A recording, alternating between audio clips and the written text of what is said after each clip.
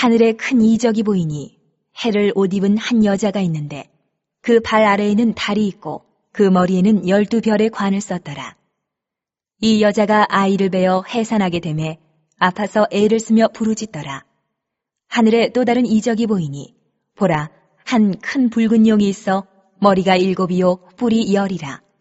그 여러 머리에 7 왕관이 있는데 그 꼬리가 하늘의 별 3분의 1을 끌어다가 땅에 던지더라. 용이 해산하려는 여자 앞에서 그가 해산하면 그 아이를 삼키고자 하더니 여자가 아들을 낳으니 이는 장차 철장으로 만국을 다스릴 남자라. 그 아이를 하나님 앞과 그 보좌 앞으로 올려가더라. 그 여자가 광야로 도망하며 거기서 1260일 동안 그를 양육하기 위하여 하나님께서 예비하신 곳이 있더라. 하늘에 전쟁이 있으니 미가엘과 그의 사자들이 용과 더불어 싸울세. 용과 그의 사자들도 싸우나 이기지 못하여 다시 하늘에서 그들이 있을 곳을 얻지 못한지라. 큰 용이 내쫓기니 예뱀 곧 마귀라고도 하고 사탄이라고도 하며 온 천하를 꿰는 자라. 그가 땅으로 내쫓기니 그의 사자들도 그와 함께 내쫓기니라. 내가 또 들으니 하늘에 큰 음성이 있어 이르되 이제 우리 하나님의 구원과 능력과 나라와 또 그의 그리스도의 권세가 나타났으니 우리 형제들을 참소하던 자 곧 우리 하나님 앞에서 밤낮 참소하던 자가 쫓겨났고 또 우리 형제들이 어린 양의 피와 자기들이 증언하는 말씀으로써 그를 이겼으니 그들은 죽기까지 자기들의 생명을 아끼지 아니하였도다. 그러므로 하늘과 그 가운데 거하는 자들은 즐거워하라. 그러나 땅과 바다는 화 있을진저 이는 마귀가 자기의 때가 얼마 남지 않은 줄을 알므로 크게 분내어 너희에게 내려갔음이라 하더라. 용이 자기가 땅으로 내쫓긴 것을 보고 남자를 낳은 여자를 박해하는지라.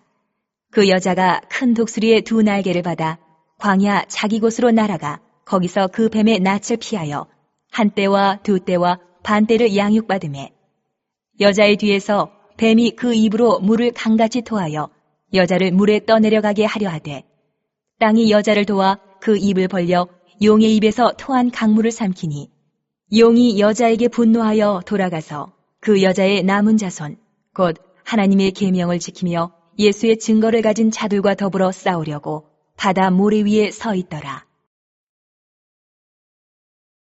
안녕하세요. 오늘 저희는 허남진 목사님의 요한계시록 12장 설교 자료를 좀 깊이 들여다보려고 합니다. 네, 반갑습니다. 여기 보면 여자, 아들, 용, 그리고 광야 이런 상징들이 나오는데 이게 오늘 우리 삶이랑 어떻게 연결될 수 있을지 한번 핵심만 짚어보죠.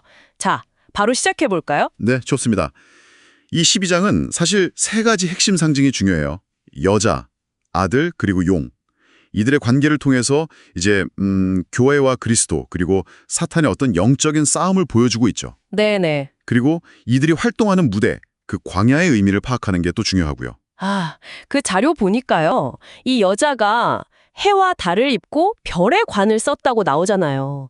이게 단순히 성모 마리아가 아니라 교회 전체 혹은 성도들의 무리를 상징한다고 설명하더라고요. 맞습니다. 그게 더 넓은 해석이죠.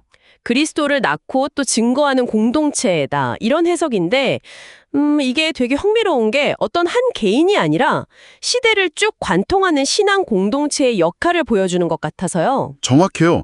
그 해와 달, 별 같은 이미지들은 그 교회가 앞으로 품게 될 수많은 믿음의 자손들, 그걸 이제 시각적으로 보여주는 장치라고 할 수 있고요. 아하. 아들은 물론 예수 그리스도이시고 그 아들을 삼키려는 붉은 용은 명확하게 사탄을 상징하죠. 네. 근데 그 용이 아이를 삼키려 한다는 이미지가 상당히 좀 강렬하잖아요. 그렇죠. 자료에서는 이걸 그 헤롯 왕이 아기 예수를 죽이려 했던 사건처럼 사탄이 그리스도의 탄생이나 사역을 방해하려고 했던 그런 역사적인 시도들하고 연결하더라고요. 네, 맞아요. 그런 시도들이 있었죠. 근데 여기서 진짜 핵심은 뭐냐면 그 시도가 결국 실패했다는 거예요. 실패했다? 네. 5절에 보면 아들은 철장으로 만국을 다스릴 남자로서 하나님 보좌 앞으로 이렇게 올라가시잖아요. 네, 그렇죠. 여기서 좀 주목할 만한 건 예수님의 그 33년 지상생의 이야기는 거의 건너뛰고 바로 부활과 승천, 그러니까 궁극적인 승리를 확 부각시킨다는 점이에요. 그 과정보다는 결과를 딱 보여주는 거네요. 그렇죠. 패배가 아니라 승리의 관점에서 이 사건을 보게끔 이끄는 거죠. 그렇군요. 자, 그럼 이제 아들이 승천한 후에 여자는 광야로 도망가서 1260일 동안 양육을 받는다. 이렇게 나오는데요. 이 광야라는 게 진짜 사막이 아니라 우리가 사는 이 세상을 의미한다는 해석이 저는 되게 인상 깊었어요. 네, 그 해석이 중요합니다. 마치 그 이스라엘 백성이 40년간 훈련받았던 광야처럼 말이죠. 맞아요. 그 설교 자료에서도 신명기 8장을 인용하면서 설명하는데 광야가 분명히 어려움, 또 시험의 장소인 건 맞아요.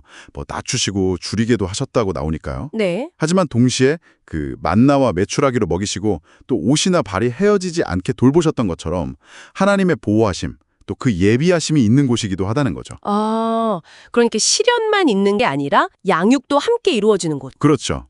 이 광야의 이중적인 의미, 이걸 강조하고 있는 겁니다. 그렇다면 여기서 나오는 1260일이나 한때, 두때, 반때 이런 시간 표현은요. 우리가 이 광야 같은 세상에서 신앙인으로 살아가는 그 전체 시간을 상징적으로 보여주는 거라고 보면 될까요? 딱 정해진 날짜가 아니라. 네, 맞습니다.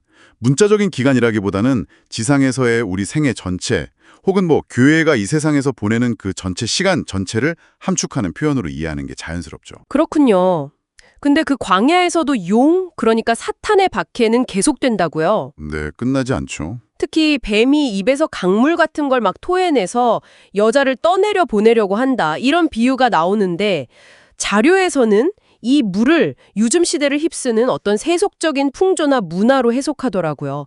우리의 신앙을 막 잠식하려는 공격이다. 뭐 이렇게요. 정말 현실적인 비유죠. 네. 뭐 경제적인 어려움일 수도 있고 어떤 신앙적인 회의감 아니면 세상의 여러 유혹들, 우리가 매일 부딪히는 그런 도전들이 바로 그 강물일 수 있다는 겁니다. 우리를 영적으로 이렇게 표류하게 만들려는 시도인 셈이죠. 와, 진짜 공감이 많이 되네요. 그럼 이런 거센 공격 앞에서 우리는 그냥 속수무책인가요? 자료는 또 그렇지 않다고 말하는 것 같던데요. 네, 희망이 있죠. 16절 보면 땅이 여자를 돕는다. 이 부분이 나오잖아요. 땅이 입을 벌려서 그 강물을 삼켜버린다. 네, 바로 그 부분입니다. 이게 마치 과거에 그 고라 자손이 반역했을 때 땅이 갈라져서 그들을 삼켰던 사건을 떠올리게 하죠. 아, 그렇네요. 그러니까 하나님께서는 때로는 정말 예상치 못한 방식으로 어쩌면 세상적인 어떤 시스템이나 공동체의 도움을 통해서라도 당신의 백성을 보호하신다는 그런 메시지로 읽을 수 있어요. 아, 아까 그 6절 끝에 하나님께서 예비하신 곳이라는 구절하고도 연결되는 거고요. 정말 아무것도 없어 보이는 그런 광야 같아도 보이지 않는 하나님의 예비하심과 도우심이 있다는 거죠. 와, 오늘 이렇게 허남진 목사님 설교 자료를 통해서 요한계시록 12장을 쭉 살펴보니까요. 이게 단순히 뭐 먼 미래의 종말 이야기가 아니라 지금 우리의 삶, 그러니까 이 인생이라는 광야를 살아가는 우리 모두에게 필요한 어떤 위로와 소망의 메시지를 주는 것 같아요. 맞습니다. 그게 핵심이죠. 이 광야 같은 현실 속에서도 우리가 결코 혼자가 아니고 하나님께서 우리를 지키시고 또 결국에는 승리하게 하신다는 그 손길을 신뢰하라는 격려인 겁니다. 절망 속에서도 은혜와 평강을 누릴 수 있다. 이런 소망의 약속인 거죠. 자, 그렇다면 마지막으로 청취자 여러분께 이런 질문을 한번 던져보고 싶네요. 지금 여러분의 삶에서 여러분의 신앙을 위협하면서 이렇게 떠내려 보려고 하는 그 강물은 구체적으로 어떤 모습인가요? 생각해 볼 문제네요. 그리고 또 그 강물을 삼키는 땅의 도움은 혹시 이미 경험하고 계시거나 아니면 앞으로 어떤 모습으로 나타날 거라고 기대해 볼 수 있을지 한번 조용히 생각해 보시는 것도 좋겠습니다.